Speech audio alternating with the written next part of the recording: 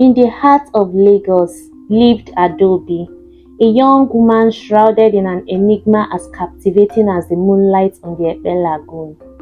Unlike the vibrant life that pulsed through the city, Adaobi existed in a world veiled by secrecy. The reason, her face, a canvas painted with an extraordinary duality. One half, the right side, held the beauty that would make Oshun, the Yoruba goddess of beauty herself, envious. Her large, expressive eyes sparkled like polished obsidian, framed by the lashes that danced with every blink. Her full lips, the color of ripe palm fruit, hinted at a smile both captivating and enigmatic. This side, as familiar as the morning dew, was Adaobi as the world knew her. However, the left side presented a stark contrast. It was an ever-shifting canvas, a reflection of the unseen world. Sometimes it was a swirling vortex of stardust, mirroring the celestial dance above. Other times it was a verdant forest teeming with unseen creatures, a glimpse into the spirit realm. This ever-changing visage was a secret Adaobi fiercely guided. The duality wasn't just aesthetic, it manifested in extraordinary ways. When Adaobi touched an object with her right hand, it remained ordinary. But when her left hand made contact, a surge of energy coursed through it, imbuing the object with an otherworldly power. A simple clay pot touched by her left hand could sing forgotten lullabies in the voice of the wind. A withered branch grasped in her left palm could sprout vibrant leaves, defying the boundaries of nature. This power, both a blessing and a curse, became an integral part of Adaobi's life. She used it to mend broken objects in her family's ramshackle shop. Their murmurs of miracle worker, a constant source of amusement. She used it to heal her grandmother, Nneka, whose nailed hands, once strong from years of molding clay, were ravaged by arthritis. A single touch from Adaobi's left hand and Nneka's hands regained their youthful dexterity, the clay once again yielding to her will. However, the power demanded a price. The more Adaobi used her left hand, the more the swirling vortex on her face threatened to consume the familiar right side. It was a constant battle for balance, a tightrope walk between the ordinary and the extraordinary. One stormy night, as Lagos hung down under the weight of the downpour, a new face appeared in the bustling marketplace. Tall and cloaked in shadows, he moved with an unsettling grace, his eyes gleaming with an unnatural light. This was Erondi, a night weaver, a being who roamed the fringes of the human world, feeding off the energy of the unwavering. Erondi, drawn by the faint hum of otherworldly power emanating from Adaobi's shop, entered, his gaze immediately locking onto Adaobi. He recognized the mark on her face, a mark eerily similar to a forbidden symbol etched in an ancient text, a symbol of power converted by his kind. Erondi approached Adaobi, his voice dripping with honeyed promises. He spoke of a hidden world, a realm where her duality would not be a burden but a source of immense power. He dangled the allure of unraveling the mysteries of her origin, a truth Adaobi craved with a yearning that gnawed at her soul. Torn between the comfort of her familiar life and the intoxicating whispers of the unknown, Adaobi found herself drawn to Erondi. But Nneka, sensing the darkness that clung to him like a shroud, intervened. Her weathered face hardened, her voice a rap that echoed through the shop. "Leave this place, night weaver. Your kind is not welcome here." Erondi, surprised by the old woman's defiance, sneered, "You cannot protect her forever, old one. The power within her will consume her, and when it does, she will be mine." With a final chilling glance at Adaobi, he vanished into the storm, leaving behind a lingering sense of dread. Nneka, her face etched with worry, revealed a secret she had long guarded. Adaobi, she explained, was no ordinary child. She was born during a night of a celestial anomaly, a clash of stars that mirrored the duality on her face. This anomaly, Nneka believed, was the source of her power, a gift that also marked her as a target for being like Eronji.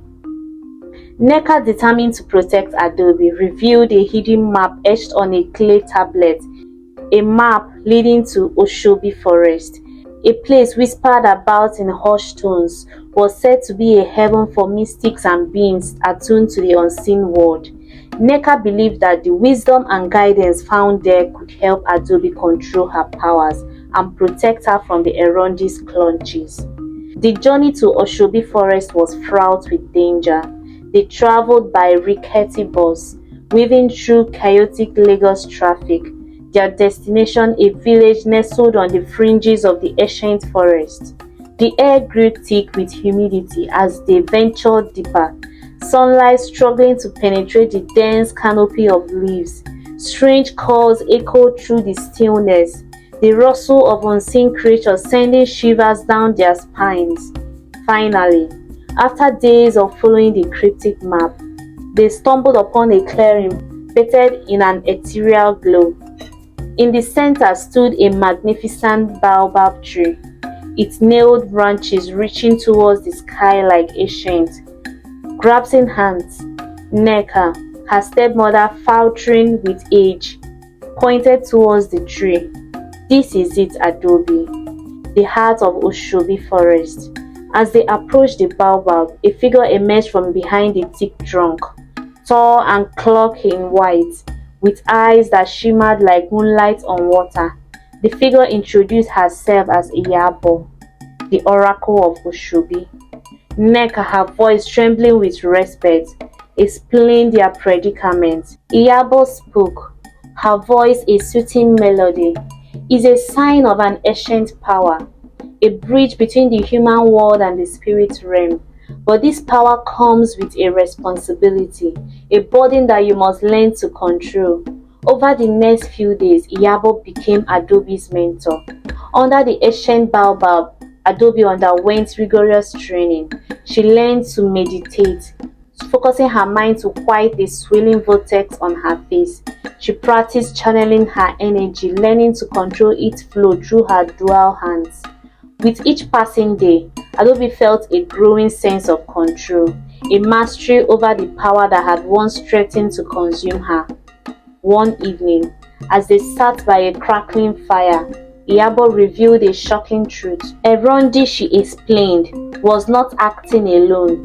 He was a pawn in the hands of a powerful entity known as the Charing, a being of pure darkness that sought to devour the world's light, starting with those who possess unique abilities like Adaobi. The Charing feeds on the chaos and negativity it creates, Iyabo explained. And your power, Adaobi, is a beacon in the darkness. It threatens the Charing's plans, making you its prime target. This revelation filled Adaobi with dread. The weight of responsibility settled heavily on her shoulders. But amidst the fear, a spark of determination ignited. She wouldn't succumb to the darkness. She would use her power to protect not just herself, but everyone from Charing's insidious reach. Days turned into weeks, and Adaobi's training reached its climax. Iyabo, sensing Adaobi's newfound confidence, declared her ready. "The time has come, Adaobi," she said, her voice firm. "You must face Eronji and the Charing. Remember, your power lies not just in your hands, but in the strength of your spirit." With a heavy heart, Adaobi bid farewell to Nneka and Iyabo, the weight of their expectation and the looming confrontation pressing down on her. She ventured back into the bustling marketplace, her senses heightened, searching for any sign of Eronji. As if summoned by her thoughts, Eronji materialized from the shadows, a cruel smirk twisting his lips. Finally he rasped, his voice dripping with malice. "You have come." A tense silence stretched between them, broken only by the cacophony of the marketplace. Then, with a swift movement, Eronji lunged, his shadowy form blurring towards Adaobi.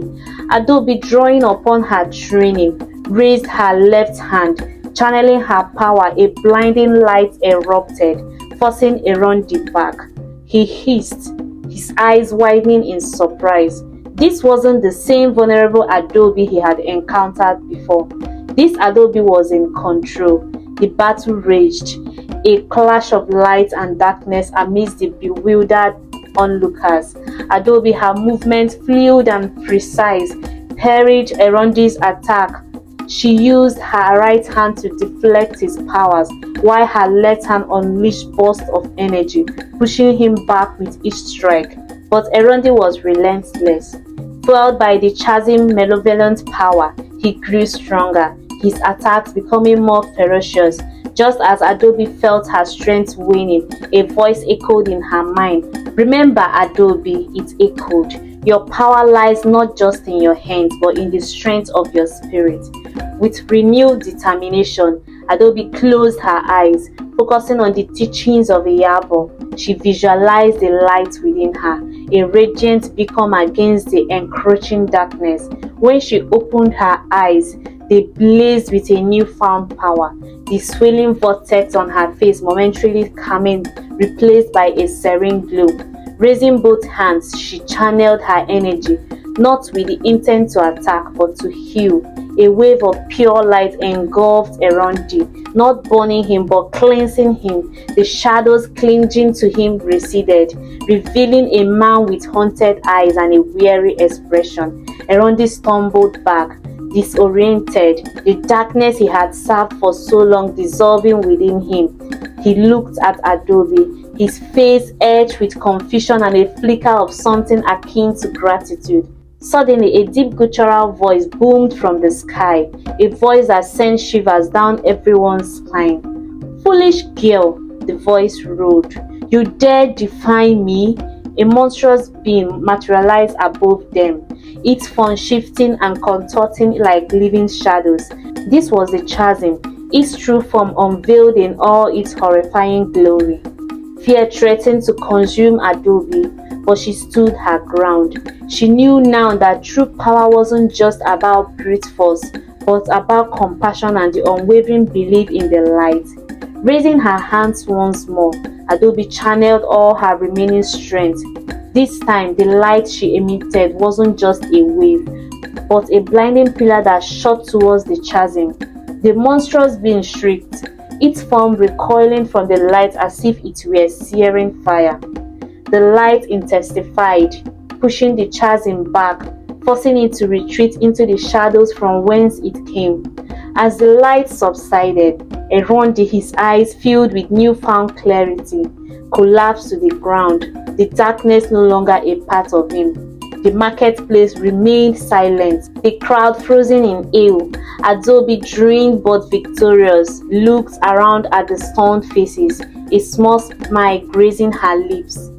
With a single act of defiance, she had not only defeated Erondi, but had also pushed back the encroaching darkness, proving that even the smallest light could illuminate the greatest of shadows. News of Adaobi's bravery spread throughout Lagos like wildfire. People whispered of the girl with the dual face, the one who had faced the darkness and emerged victorious. Adaobi, however, remained grounded. She returned to her life, her purpose now clear. She continued to use her power for good, helping those in need. Her left hand no longer a burden, but a tool for healing and protection.